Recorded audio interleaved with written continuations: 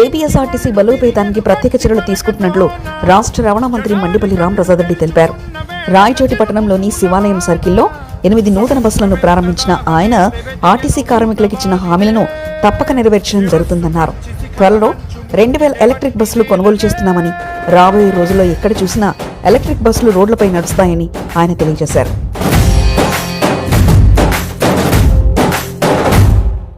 పదర పదర పదరా నీ అడుగుకి పదును పెట్టి పదరా నీ అడవిని చదును చెయ్యి మరి వెతుకుతున్న సిరి దొరుకుతుంది కదరా.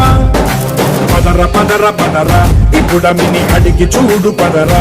గెలుపను మలుపు ఎక్కడను ప్రశ్నలన్నిటికీ సమాధానమిదిరా.